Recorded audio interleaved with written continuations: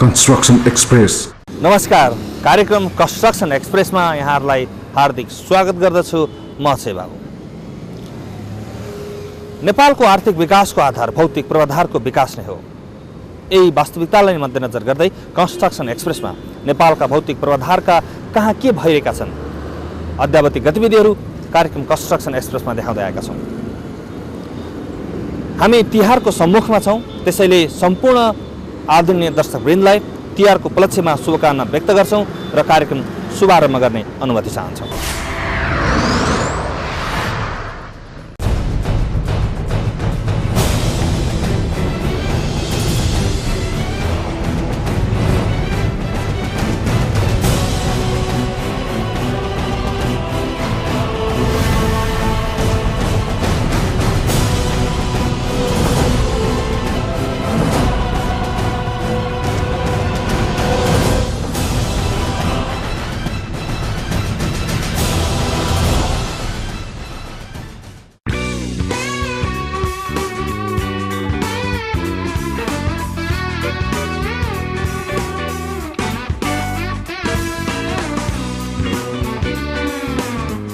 Laptops, desktop computers, printers, projectors, mobiles and tablets, sound systems, accessories and much more, all under one roof.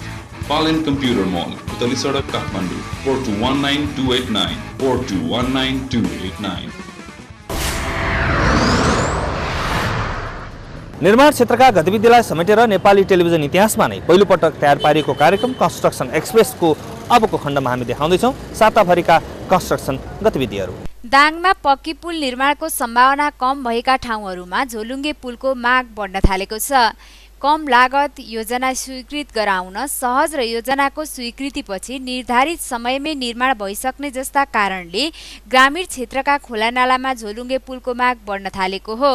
जिल्लामा गत वर्षसम्म 40वटा झोलुङ्गे पुल निर्माण भइसकेका छन्। यो वर्ष 3वटा झोलुङ्गे पुल निर्माणाधीन रहेको तथा 5वटा पुल निर्माणको प्रक्रियामा रहेको जिल्ला प्राविधिक कार्यालय दाङले जानकारी दिएको छ। जिल्लामा अहिले करिब 1 करोड रुपैयाँ लागतमा ढिकपुर धर्ना जोड्ने बबईको सिक्टाघाट, मानपुरको चौबा खोलाको चटकौली घाट र तुलसीपुर 10 पातु खोलाको सिर्कुलो घाटमा झोलुङ्गे पुल निर्माणाधीन छन्। त्यस्तै करिब 1 करोड 30 लाख रुपैयाँ लागतमा रामपुरको अर्जुन खोला स्थित लयनतारा घाट, फुलबारी तुई खोलाको ढुङ्गे घाट, पञ्चकुलेको मलै खोला, हाँसीपुर गाविसको घोष खोलाको बाउरी घाट र बागमारीको बान्द्रे खोला स्थित चिसापानी घाटमा झोलुङ्गे पुलको निर्माण प्रक्रिया सुरु भएको छ। 5वटा योजनाका लागि फलामी सामग्री खरिद गर्न टेन्डर समेत आह्वान गरिसकिएको छ। निर्माणाधीन 3वटा पुल यो वर्ष सम्पन्न भइसक्ने र प्रक्रियामा रहेका 5वटा पुल यसै वर्षदेखि सुरु गर्न अवस्थामा छ।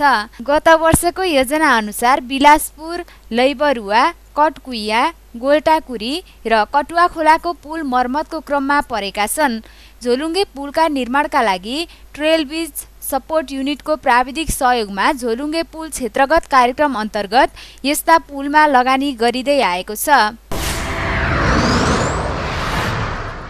काबेली जलविद्युत आयोजनालाई विश्व बैंक मार्फत आउने ऋण नेपाल जलविद्युत लगानी तथा विकास कम्पनी मार्फत लगानी गरिने भएको छ। ऊर्जा सचिव एवं कम्पनीका अध्यक्ष विश्वप्रकाश पण्डितको अध्यक्षतामा बुधबार बसेको बैठकले काबेलीलाई कम्पनी मार्फत ऋण दिने निर्णय गरेको हो। विश्व बैंकबाट प्राप्त हुन अर्थ मन्त्रालय, ऊर्जा मन्त्रालय हुँदै कम्पनीमा आउने 4 करोड डलर कम्पनी मार्फत 37.6 मेगावाटको काबेली जलविद्युतमा लगानी गर्न लागि हो। विश्व बैंक मार्फत लिने ऋण कति प्रतिशत ब्याज दरमा काबेली आयोजनाको प्रवर्धक काबेली इनर्जी लिमिटेडलाई दिने भन्ने विषयमा अध्ययन गर्न ऊर्जा मन्त्रालयका सहसचिव केशरध्वज अधिकारीको संयोजकत्वमा अर्थ मन्त्रालय एक समिति गठन गर्न लागेको छ। प्रतिस्पर्धाबाट बुटवल पावर कम्पनी लिमिटेडले सन् 2009 मा अनुमति पाएको थियो। सन् 2010 मा सरकार र काबेली इनर्जी बीच आयोजना विकास सम्झौता PDA भए पनि अझै आयोजना अघि बढ्न सकेको छैन। सन् 2015 भित्र निर्माण सम्पन्न गर्ने लक्ष्य राखिएको आयोजनाको लागत 8 अर्ब रुपैयाँ छ। विश्व बैंकको 40% र अन्तर्राष्ट्रिय वित्तीय नियम IFC ले 32% काबेलीमा लगानी गर्न लागेको छ। साताभरिका कंस्ट्रक्सन गतिविधिपछि अब पालो भएको छ व्यावसायिक विश्रामको।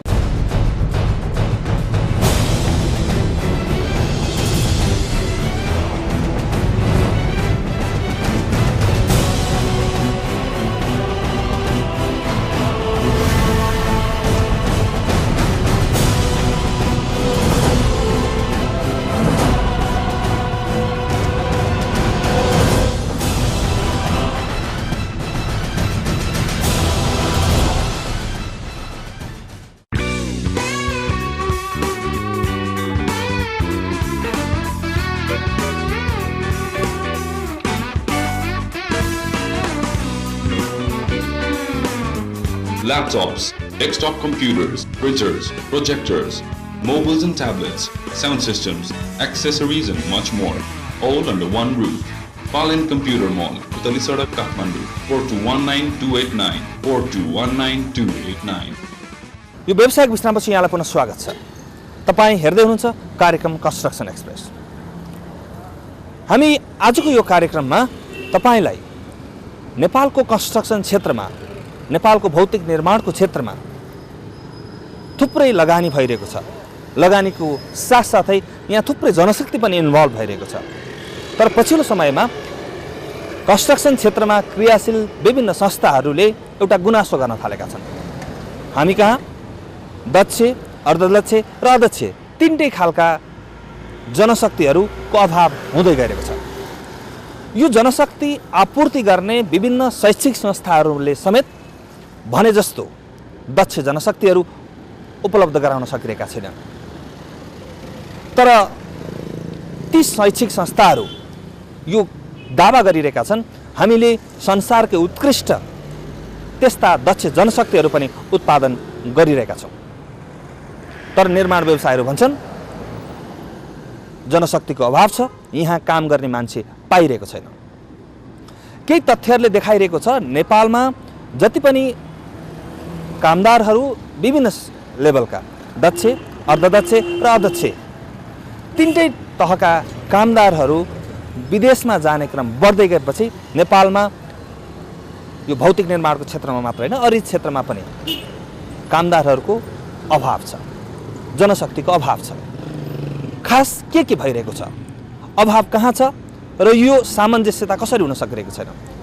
शैक्षिक संस्थाहरूले के आफ्ना प्रोडक्टहरू उत्पादन गरेका छन् र फिल्डमा कस्ता जनशक्ति पुगिरहेका छन्, यसको चिरफार गर्ने प्रयास गर्नेछौँ।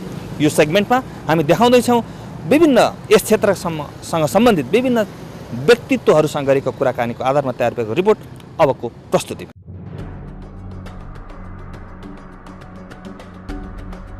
नेपालको सबैभन्दा ठुलो उद्योगको रूपमा स्थापित हुँदै गरेको निर्माण क्षेत्रमा अथाह सम्भावना रहेको छ। भौतिक पूर्वाधार र विकासको लागि निर्माण व्यवसायले सहयोग गर्दै आएको छ। निर्माण व्यवसाय भन्ने बित्तिकै नयाँ संरचनाको निर्माण, पुनर्निर्माणका साथै पुराना संरचनाहरूको सुधार र विकासका काम पर्दछ। यो क्षेत्रमा अहिले पनि अर्बौं रुपियाँको लगानी रहेको छ भने हजारौं व्यक्तिहरू संलग्न रहेका छन्। नेपालले आर्थिक उदारीकरणको नीति अवलम्बन गरेसँगै निर्माण व्यवसाय क्षेत्रले पनि तीव्र गतिमा आफूलाई विकास र विस्तार गर्दै गएको छ। चाहे घर निर्माण होस् वा पुल निर्माण, सडक निर्माण होस् वा हवाई उडान, सिंचाइको विकास होस् वा दूरसञ्चारको विस्तार, यी सबै क्षेत्रमा निर्माण व्यवसायले आफ्नो उपस्थिति देखाइरहेको छ। मुलुकमा राष्ट्रिय गौरवको आयोजनादेखि लिएर स्थानीय तहमा निर्माण गरिने बाटोघाटो, पुलसाहरू बनाउन पनि निर्माण व्यवसायी लागिरहेका छन्। निर्माण व्यवसायको विस्तार र विकाससँगै देशमा संलग्न र आवश्यक कामदारहरूको माग पनि बढिरहेको छ। कामदारहरूको अभावमा कुनै पनि निर्माण कार्य गर्न असम्भव हुन्छ। अहिले पनि हजारौं दक्ष, अर्धदक्ष तथा अदक्ष कामदारहरू विभिन्न निर्माणको काममा लागिरहेका छन्। चाहे बाटो खन्न होस् वा अत्याधुनिक मेसिन सञ्चालन गर्न, हरेक स्थानमा कामदारहरूको आवश्यकता पर्दछ। निर्माणको हरेक तह तथा पदमा विभिन्न प्रकृतिका प्राविधिक व्यवसाय तथा कामदारहरूको सहभागिता रहने गर्छ। अर्कोतर्फ भौतिक पूर्वाधार र विकासको लागि आवश्यक जनशक्तिको उत्पादन पनि त्यसको एक पाटो हो। आवश्यक जनशक्तिको निरन्तर विकास र क्षमता अभिवृद्धि गर्नु अर्को ठूलो चुनौती हो। त्यसैले निर्माण व्यवसायलाई निरन्तरता दिन र त्यसको लागि आवश्यक जनशक्ति उत्पादन गर्नु एक अर्काका परिपूरक हुनुभन्दा फरक पर्दैन। नेपालमा हजारौं निर्माण कम्पनीहरू विभिन्न तह र तबकामा कार्यरत रहेका छन्। तिनीहरूलाई आवश्यक पर्ने जनशक्तिको अभाव भइरहेको गुनासो निरन्तर आइरहेको छ भने कार्यरत जनशक्ति पनि व्यवहारिक ज्ञानको अभावमा दक्षता देखाउन नपाएको गुनासो गर्छन्। अहिले दैनिक 1500 भन्दा बढी नेपाली खाडी मुलुकमा गइरहेको अवस्थामा आवश्यक जनशक्ति नपाउँदा निर्माणको काममा समस्या देखिएको सरकारवालाहरूको भनाइ छ। नेपालमा एकातिर मान्छे पाइँदैन। जुन मान्छेहरू खाडी क्षेत्रमा गएर 15-20 हजार 25 हजार रुपियाँ कमाएर चाहिँ नि उनीहरू त्यसमा चाहिँ अब रेगुलर उनीहरूको जब पाउने भएकोले उनीहरू त्यता आकर्षित हुन्छन्। जबकि यहाँ दिनको 1000, 1500, 2000 सम्म महिनाको चाहिँ 40-50 हजार रुपियाँ कमाउने हुँदा पनि त्यो मान्छे चाहिँ यहाँ पाउँदैन। कारण के भने त्यहाँ चाहिँ रेगुलर भयो, त्यहाँ चाहिँ जब पाउने कन्फर्म भयो। यहाँ चाहिँ निर्माण उद्योगलाई नि अब जुन एउटा हामीले चाहिँ सेन्ट्रल प्रोक्युरमेन्ट सिस्टममा ल्याए पछाडि निर्माण उद्योग चाहिँ संस्थागत हुन्छ। निर्माण उद्योग संस्थागत भइसके पछाडि तपाईँको निर्माण उद्योगले कामदारहरूलाई पनि संस्थागत हिसाबले राख्न सुरु गर्छ त्यस पछाडि र यो मेन पावरको समस्या समाधान हुन्छ भन्ने हिसाबले नि तपाईँहरूले पनि देखाउनु भएको थियो प्रोग्राममा। अहिले हेरेको थियो त्यो प्रोग्राम, यो प्रोक्युरमेन्टको मान्छेहरूसँग। अब त्यो प्रोसेसमा राज्य गइदियो भने मात्रै यो समस्याको समाधान हुन्छ। अदरवाइज नेपालमा धेरै ठुलो समस्या छ। अहिले तपाईँले इलेक्ट्रिसियन खोज्नु भने पाउनुहुन्न, प्लम्बर खोज्नु भने पाउनुहुन्न, राम्रो सिभिल इन्जिनियरहरू सबै विदेश जाने, अमेरिका जाने, अस्ट्रेलिया जाने, जापान जाने, इन्डिया जाने। इन्डियामा तपाईँको इन्जिनियरहरूले 1 लाख आइसी तलब पाउँछ फ्रेस इन्जिनियरले। अझै अफगानिस्तान जाने, अफगानिस्तानमा मेगा कन्स्ट्रक्सन भइरहेछ, दुबई जाने, दुबईमा मेगा कन्स्ट्रक्सनहरू भइरहेछ। भने टेक्निकल क्वालिफाइड मान्छेहरू सबै तपाईँको विदेश छ, विदेश माइग्रेट भयो। अनि नेपाल त हामी त विकासोन्मुख मुलुक, हामीले त्यो देश बनाउनलाई त टेक्निकल मेन पावर नभइकन त यो देश त बन्दैन नि। बनाउन त चाहियो नि, मान्छे मेन पावर चाहियो नि, त्यो मेन पावर हामीसँग छैन। प्राविधिक जनशक्तिको अभाव छ भन्ने कुराहरू आइरहेका छन्। कतिपय हदसम्म यो सत्य पनि छ। प्राविधिक जनशक्ति विभिन्न क्षेत्रमा माग छ। तपाईँ हामीले कुरा गर्न खोजिरहेको निर्माण क्षेत्रमा, कन्स्ट्रक्सनको क्षेत्रमा पनि प्राविधिक जनशक्तिको अभाव छ। खास गरी इन्जिनियरहरूको पनि अभाव छ। त्योदेखि बाहेक प्राविधिक काम गर्ने, निर्माणमा काम गर्न आवश्यक पर्ने अन्य जनशक्तिहरूको पनि हामी कहाँ अभाव छ। जनशक्तिको पनि अभाव छ, दक्ष जनशक्तिको पनि अभाव छ। तर राज्यले यो जनशक्ति निर्माणको लागि चाहिँ पर्याप्त काम गरेको छ। तर अब जति आवश्यकता छ, जतिको बजारमा माग छ, त्यो अनुसार चाहिँ हामीले गर्न सकेको छैन। त्यसैगरी भइरहेको जनशक्ति पनि आफ्नो कार्यक्षेत्रमा दक्ष नहुँदा अर्को समस्या परेको छ। नेपाली जनशक्ति शिक्षा र सिपमा दक्ष भए पनि व्यवहारिक ज्ञानको अभाव हुँदा जनशक्तिलाई अतिरिक्त खर्चमा व्यवहारिक सिप र ज्ञान दिलाउनु पर्ने खाँचो रहेको व्यवसायीहरू बताउँछन्। तर नेपाली प्राविधिक कलेज तथा क्याम्पसबाट उत्पादन भएका जनशक्तिहरू आवश्यक ज्ञान र सिपले खारिएको अध्यापकहरू बताउँछन्। पुल्चोक इन्जिनियरिङ अध्ययन संस्थाका डिन भरतराज पहाडीले नेपाली इन्जिनियर तथा प्राविधिकहरू कुनै पनि क्षेत्रमा कमजोर नभएको दावी गर्नुभयो। उहाँले सैद्धान्तिक र व्यवहारिक ज्ञान दुवै एकैपटक पाउने हुँदा उनीहरू पनि क्षमतावान भएको बताउनु भयो। त्यो चाहिँ आंशिक रूपमा मात्रै सही हो, पूर्ण सही होइन त्यो। किनभने प्राज्ञिक क्षेत्रहरूमा पढाइने विषय सैद्धान्तिक विषयहरू हुन्छन् र त्यो सिद्धान्तलाई व्यवहारमा कसरी प्रयोग हुन्छ भन्ने कुराको प्रयोगशालामा त्यसको परीक्षण हुने गर्छ। त्यसकारणले इन्जिनियरिङ पढेको विद्यार्थीले कार्यक्षेत्रमा पुगेपछि जान्दैन वा क्षमता छैन भन्ने कुरा अतिशयोक्ति हो, होइन त्यस्तो। तर कुरा कहाँ हो भने बजारले माग गरे अनुरूपका नयाँ नयाँ व्यवस्थापकीय टुल्सहरू उनीहरूले कार्यक्षेत्रमा पुगेपछि सिक्नुपर्छ। र सिक्ने कुरा भनेको त जीवनभरि सिक्ने कुरा हो। हाम्रा विद्यार्थीहरू बाहिर निस्केर गरिसकेपछि उनीहरूको योग्यता र क्षमतामा शङ्का भएको हामी देख्दैनौँ। बरु त्यसको समस्याको जड अर्कै छ। हाम्रा विद्यार्थीहरूको क्षमतामा कमजोर भएको कारणले उनीहरू कार्यक्षेत्रमा उनीहरूले राम्ररी प्रस्तुत हुन सक्दैनन् भन्ने कुरा चाहिँ होइन। बरु समस्या कहाँ हो भने नेपाली बजारमा धेरैजसो तपाईँले देख्नुभयो भने तपाईँ गएर बुझ्नुहोस्, रोजगारका क्षेत्रहरूमा तपाईँको अन्डर इम्प्लोइमेन्ट भन्छौँ नि, उसले आवश्यकता अनुरूप सरकारले तोके अनुरूपको पारिश्रमिक पनि उपलब्ध छैन। अन्डर इम्प्लोइमेन्ट भएको कारणले डेलिभरी प्रभावकारी हुन नसक्नु स्वाभाविक हो। त्यसैले अहिले हाम्रो रोजगारीको क्षेत्र अर्थात् नेपाली बजार अहिले पनि व्यावसायिक छैन। हामीले तपाईहरुले देख्नुभयो होला, नेपाल सरकारका रोजगारका क्षेत्रहरूमा सरकारले तोकेको परिभाषित नर्म स्वरूप तिनीहरू पारदर्शी हुने भएको हुनाले त्यहाँनिर उनीहरू रोजगारी पनि सरकारले तोकेकै तलब प्राप्त गर्छन्। त्योभन्दा बाहिरी क्षेत्रहरू, चाहे त्यो कन्सल्टिङ काम होस्, चाहे त्यो इन्डस्ट्री होस्, चाहे त्यो ट्रेड एन्ड कमर्स होस्, चाहे त्यो कन्स्ट्रक्सन इन्डस्ट्रिज होस्, चाहे त्यो म्यानुफ्याक्चरिङ होस्, त्यहाँनिर हाम्रा त्यहाँका सेयर होल्डरहरू, त्यहाँको सञ्चालकहरू प्रोफेसनल नभइदिएको कारणले, कर्पोरेट फिलोसफी नभइदिएको कारणले, प्रतिस्पर्धाबाट जनशक्ति लिने नगरेको कारणले उनीहरू अन्डर इम्प्लोइड छन्। नेपाली इन्जिनियरहरू पनि विश्वका कुनै पनि मुलुकमा काम गर्न सक्ने इन्जिनियरिङ संस्थानका डिनको भनाइ छ। उनीहरूले पनि अवसर पाएको र आवश्यक परेको अवस्थामा विभिन्न मुलुकमा गएर दक्षता प्रमाणित गरिसकेको उहाँले बताउनुभयो। जसले नेपाली प्राविधिक तथा इन्जिनियरहरू पनि कमजोर नरहेको प्रमाणित गर्दछ उहाँको भनाइ छ। विश्वको कुनै पनि ठाउँमा जाँदा उनीहरू उत्कृष्ट रूपमा स्थापित छन्। अहिले तपाईँ सुन्नुभयो होला, चाहे त्यो माइक्रोसफ्टको कुरा होस्, चाहे नासाको कुरा होस्, चाहे विश्वका ठुला ठुला प्रोजेक्टको कुरा होस्, त्यहाँ हाम्रा प्रडक्टहरू नै छन्।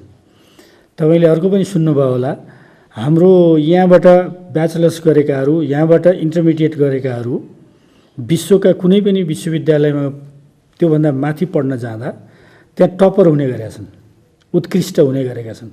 त्यसो भएको हुनाले हामी गुणस्तरको निम्ति हामीले शङ्का गर्नुपर्ने ठाउँ छैन। नेपालमा इन्जिनियरिङ शिक्षाको निम्ति हामी केन्द्रको रूपमा साउथ एसियामा त हामी उत्कृष्ट नै छौँ। विश्व बजारभित्र पनि हाम्रा प्रडक्टहरू हरेक क्षेत्रमा स्थापित अवस्थामा छन्। त्यसगरी निर्माण क्षेत्रमा आवश्यक जनशक्ति उत्पादन गर्नु तथा नेपाली इन्जिनियरिङ शिक्षालाई बलियो बनाउन समयानुकूल विषय तथा ज्ञान दिने गरिएको छ। आवश्यकता अनुसार पाठ्यक्रमलाई परिमार्जन गर्ने तथा अध्ययनको क्रममा नै व्यवहारिक ज्ञान दिने वातावरण मिलाएको कारण पनि उनीहरूको सिप र दक्षता भएको डिन पहाडी बताउनुहुन्छ। यो गएको 4 वर्षदेखि हामीले पाठ्यक्रमलाई नियमित संशोधन गर्ने विधि अपनाएका छौँ। विगतको लामो समय पाठ्यक्रम संशोधन नहुँदा यदाकदा हामीलाई पनि लागिरहेको थियो हामी कतै समयसँग हिँडेका छैनौँ कि भनेर हामीले आफूलाई रिभिजिट गऱ्यौँ। तपाईँले थाहा पाउनुभयो होला, इन्जिनियरिङ अध्ययन संस्थानले भर्खरै यसले पाठ्यक्रमहरू संशोधन गरिसकेको छ। हामीले पहिलो वर्षलाई 67 मा गऱ्यौँ, दोस्रोलाई 68 मा गऱ्यौँ, त्यसो गर्दै 69 मा तेस्रो चौथो सबैलाई हामी संशोधन गऱ्यौँ। अब फेरि 4 वर्षको साइकल सकिएपछि फेरि हामी त्यसलाई रिभिजन गर्छौँ। त्यो रिभिजन भनेको अहिलेको बजार आवश्यकतालाई सम्बोधन गर्नको निम्ति अहिले भइरहेका विषयहरूमा के सुधार गर्नुपर्छ, नयाँ नयाँ प्रविधिहरूलाई के कुरा त्यहाँभित्र राख्नुपर्ने हुन्छ भनेर हामीले यसलाई संशोधन गरेका छौँ। त्यसैले यो कुरा पाठ्यक्रममा परिभाषित भएर आउँछ र पाठ्यक्रम बजारलाई सम्बोधन गर्ने गरी हुन्छ। हरेक क्षेत्रमा निश्चित योग्यता र क्षमता अनुसारका प्राविधिकहरू चाहिन्छ। दक्ष जनशक्तिको अभावमा कुनै पनि क्षेत्रले विकास गर्न सक्दैन भन्ने त्यो क्षेत्रमा संलग्न व्यावसायिक कम्पनीले पनि समस्या भोग्नुपर्छ। तर आफूलाई समयानुकूल सुधार र व्यवहारिक बनाउनु पनि जरुरी छ। त्यसैगरी नेपाली प्राविधिकहरू पनि आवश्यकता अनुसारको तयार पार्न सरकारले काम गरिरहेको छ। सरकारले व्यावसायिक तथा सिप विकास तालिम केन्द्रको स्थापना गरी दक्ष प्राविधिक जनशक्ति उत्पादन गरिरहेको केन्द्रले जानकारी दिएको छ। अब कन्स्ट्रक्सनकै क्षेत्रमा कुरा गर्दाखेरि हामीलाई चाहिँ म्यासनको काम छ, प्लम्बिङको काम छ, इलेक्ट्रिफिकेसनको काम छ, रङरोगनका कामहरू छन्, यी प्राविधिक कामहरू छन्। त्यस पछाडि यो टाइलहरू, मार्बल टाइल फिक्सिङका कामहरू छन्, फल सिलिङहरू बनाउने कामहरू छन्। यस्ता सबै क्षेत्रका तालिमहरू चाहिँ नेपालमा उपलब्ध छैनन्। तर हामीसँग प्लम्बिङको तालिम, म्यासनको तालिम, इलेक्ट्रिफिकेसनको तालिम, विद्युत जडान सम्बन्धी यी तालिमहरू छन्।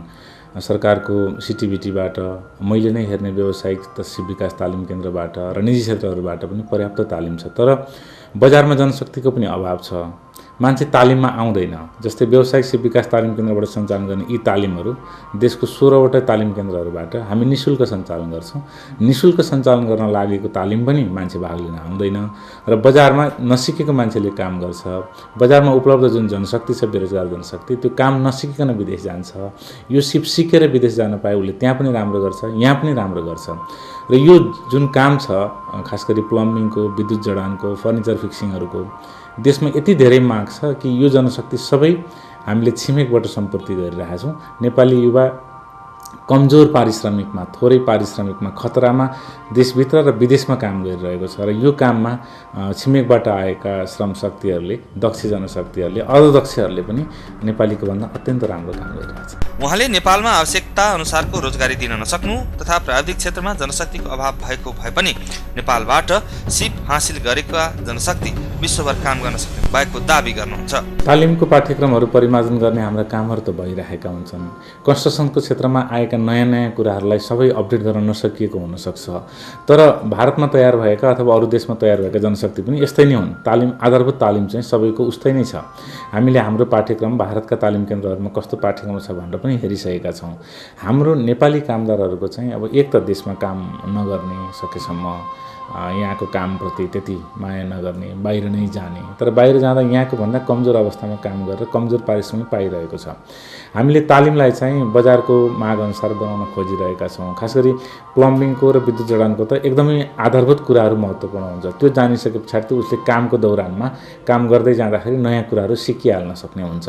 निर्माण व्यवसायीहरूले पर्याप्त जनशक्ति र जनशक्तिसँग त्यो सिप नभएको जुन कुरा गर्नुभयो त्यो केही हदसम्म सत्य हो, तर मुख्य कुरा चाहिँ हामीले हाम्रो जनशक्तिलाई देशभित्र काममा लाउनै सकेनौँ, त्यो नै समस्या। तर अझै पनि नेपाली इन्जिनियरहरू कुनै परियोजनामा जाँदा आवश्यकता अनुसारको अनुभव नभएको हुने अर्का विज्ञ राजेन्द्र राज शर्माको भनाइ छ। इन्जिनियरिङको अध्ययनपछि मात्रै व्यावहारिक ज्ञान सिक्न प्रयासरत हुनुभन्दा पनि अध्ययनको क्रममा नै त्यस्तो सिप दिने वातावरण तयार पार्नुपर्ने शर्मा बताउनुहुन्छ। कस्तो छ भने यो नसकेको भन्दा पनि लर्निङ बाई डुइङ भनौँ न, फिल्डमा गइसकेपछि चाहिँ बढी सिक्ने हाम्रो टेन्डेन्सी देखिन्छ। जस्तो अरू कन्ट्रीको हेर्दा चाहिँ उनीहरूको युनिभर्सिटीहरूमा जुन करिकुलम पढाइ हुन्छ ठ्याक्कै फिल्डमा पनि एक्ज्याक्टली त्यही मिल्छ। त्यस कारण चाहिँ उनीहरूलाई तुरुन्तै कलेजबाट ग्रेजुएट हुने बित्तिकै चाहिँ इन्डस्ट्रीको पनि एकदमै तुरुन्तै सजिलो हुन्छ भने हामी कहाँ चाहिँ पढेर इन्डस्ट्रीमा गएपछि बल्ल भोगेर सिक्ने भनौँ न, त्यस्तो किसिमको प्रवृत्ति देखिन्छ हाम्रो कलेजहरूको पढाइ र वास्तविक रियल फिल्डको काम हेर्दा चाहिँ। उहाँको भनाइमा नेपाली प्राविधिक शिक्षा सशक्त हुन नसक्नु तथा समयानुकूल नयाँ विकास निर्माणको क्षेत्रमा व्यावहारिक ज्ञान दिन नसक्नु नै मुख्य चुनौती हो। अहिलेको अवस्थामा विभिन्न सूक्ष्म क्षेत्रको पनि विशेष ज्ञान हुनुपर्ने र आफ्नो क्षेत्रमा दक्षता देखाउन सक्ने किसिमको जनशक्ति आवश्यक उत्पादन गर्नुपर्ने सुझाव शर्माको छ। होइन, कस्तो छ भने ओभरअल इन्जिनियरिङको हाम्रो एजुकेसन चाहिँ भनौँ न ओभरअलमा त सबैतिर पढाइ हुन्छ। के हुन्छ भने जब तपाईँ रियल लाइफमा फिल्डमा जानुहुन्छ त्यतिखेर चाहिँ माइन्युट कुराहरूले रोल खेल्न थाल्छ कि। जस्तो भनौँ न सानो कुरा फर्मेटहरू नै भनौँ न, कुनै काम गर्नको लागि फर्मेटहरूकै पनि जुन त्यही कुरो चाहिँ जुन फिल्डमा आउँदा उनीहरूले स्टुडेन्टहरूले भोग्नुपर्छ त्यो कुरो चाहिँ कलेजमै पढाइदियो भने चाहिँ सजिलो हुन्थ्यो भन्ने हो। नभए त ओभरअल इन्जिनियरिङ एजुकेसनकोमा त कभर गरे हुन्छ, तर फिल्डमा गएपछि मान्छे के हुन्छ भने एउटा सानो फिल्डमा माइन्युट कुरामा जानुपर्ने हुन्छ। त्यस्तोलाई चाहिँ अलिकति इन्टिग्रेट गर्न पाए हुन्थ्यो भन्ने मेरो विचारमा लागेको। नेपाली प्राविधिक तथा इन्जिनियरहरू पनि दक्ष र क्षमतावान भएको निर्माण व्यवसायको भनाइ छ, तर पनि उनीहरूलाई आवश्यक सेवा सुविधा दिन नसकेको उनीहरू स्वीकार गर्छन्। योग्यता र क्षमताको आधारमा नेपालमा रोजगार उपलब्ध हुन नसक्दा नयाँ मुलुकमा जानु परेको उनीहरूको आशंका रहेको छ। त्यसैले सरकारले आवश्यक नीति बनाउनु पर्ने निर्माण व्यवसायको भनाइरहेको छ। त्यो मेन पारा कसरी यहाँ अड्याउने भन्दा सबभन्दा पहिला कन्स्ट्रक्सन कम्पनीहरूलाई संस्थागत बनाउनलाई राज्यले सेन्ट्रल प्रोक्युरमेन्टको नियम ल्याउने। सेन्ट्रल प्रोक्युरमेन्टको नियम ल्याउने बित्तिकै नेपालको निर्माण कम्पनीहरू सबै संस्थागत हुन्छन् र अटोमेटिकल्ली कामदारहरूलाई चाहिँ नि आवास दिएर श्रम ऐन अन्तर्गतको सुविधा दिएर अहिले भइरहेको तलबलाई चाहिँ संस्थागत गरेर तपाईँको श्रम ऐन अन्तर्गतको नियम भन्ने बित्तिकै तपाईँ के हुन्छ भनेपछि उनीहरूलाई चाहिँ नि प्रोभिडेन्ट फन्डहरू कट्टा गरेर टेक्निकल मेन पावर राख्ने स्थितिमा कन्स्ट्रक्सन कम्पनीहरू पुगिहाल्छन्। राज्यले चाहेको 1 महिनामा यो नियम राज्यले लगाउन सक्छ र त्यो नियम लागेको 1 महिना पछाडि कन्स्ट्रक्सन कम्पनीहरू त्यो फ्रेममा पुग्छ। तपाईँको चाहिँ नि हस्पिटलमा चाहिँ कन्ट्र्याक्ट गरेर कामदारहरूलाई चाहिँ एउटा रेगुलर स्वास्थ्य देखाउने स्वास्थ्य स्थिति हेर्नेदेखि लिएर तपाईँको इन्सुरेन्स कम्पनीसँग चाहिँ कन्ट्र्याक्ट गरेर कन्स्ट्रक्सन कम्पनीले मेरो कामदार यतिजनाको चाहिँ तैँले इन्सुरेन्स गर भन्नेदेखि लिएर प्रोभिडेन्ट फन्डदेखि लिएर यो एउटा यति संस्थागत हुन्छ र यो टोटल जति पनि यो माइग्रेट भएर गएको मेन पावर छ ती सबै नेपालमा अब यो लेभलको काम पाउँदैछ। यो लेभलको सेक्युरिटी भएर जुन एउटा इन्टरनेसनल स्ट्यान्डर्डमा भन्यो त्यो भनेको त इन्सुरेन्स कम्पनीले तपाईँको चाहिँ नि इन्सुरेन्स गरिदिएर हस्पिटलहरूसँग चाहिँ कन्ट्र्याक्ट गरिदिएर बस्ने आवासको व्यवस्था गरिदिएर कामदारहरूलाई र अनि प्रोभिडेन्ट फन्ड चाहिँ दिएर यदि कामदारहरू त्यसरी राख्ने हो भने त एउटा इन्टरनेसनल स्ट्यान्डर्डमा पुग्यो नि नेपालको रोजगारको स्थिति पनि र यो मेसेज जाने बित्तिकै टोटल त्यो टेक्निकल मेन पावरहरू चाहिँ रिटर्न ब्याक हुन्छ। यो स्पष्ट भइसकेको छ कि नेपालमा ज्ञान हासिल गरेका प्राविधिक तथा इन्जिनियरहरू आफ्नो कार्यक्षेत्रमा दक्ष र क्षमतावान रहेका छन्। त्यही क्षमतालाई अझ उत्कृष्ट बनाउन आवश्यक व्यावहारिक सिप र ज्ञानको निरन्तर सहयोग चाहिन्छ भने त्यसका लागि आफै पनि अग्रसर हुन जरुरी छ। अर्कोतर्फ नेपालीहरूमा विदेशमा रोजगारीमा पठाउनु भन्दा नेपालमा नै आवश्यक रोजगार सिर्जना गर्ने तथा भएका क्षेत्रमा पनि माग गरिए बमोजिमको सिप अभिवृद्धिको कार्यक्रम ल्याउन जरुरी देखिएको छ। यसले मुलुकमै बेरोजगारी दरलाई घटाउँछ भने क्षमतावान व्यक्तिले आफ्नो क्षमता अनुसारको रोजगार प्राप्त गर्न सक्दछ। त्यसैगरी निर्माण व्यवसाय क्षेत्रले पनि चाहे अनुसारको जनशक्तिको साथ र सहयोगमा विभिन्न सफलता हात पार्ने सम्भावना रहेको देखिन्छ। तपाईलाई आजको कार्यक्रम कस्तो लाग्यो? सुझाव, सल्लाह र प्रतिक्रिया लेख्दै गर्नुहोला। हाम्रो इमेल ठेगाना हो productionsimrik@gmail.com। तपाईँ यो कार्यक्रम न्युज 24 टेलिभिजनमा प्रत्येक शनिबार राति 9 बजे र पुनः प्रसारण आइतबार अपराह्न 4 बजे पनि हेर्न सक्नुहुनेछ।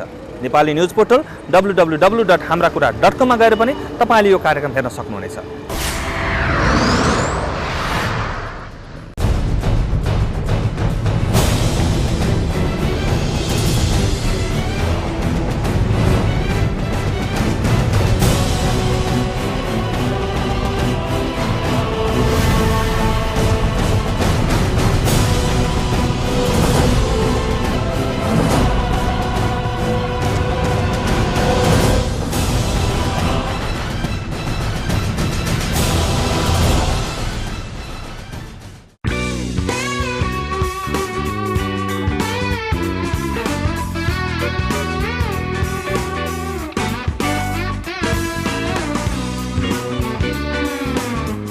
Laptops, desktop computers, printers, projectors, mobiles and tablets, sound systems, accessories and much more, all under one roof.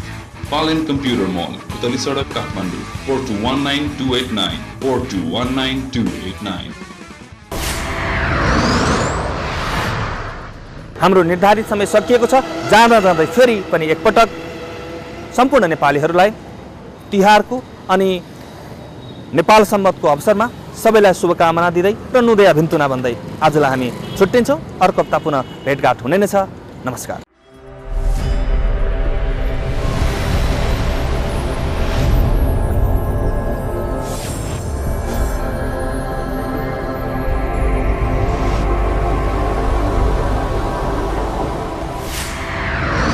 Construction Express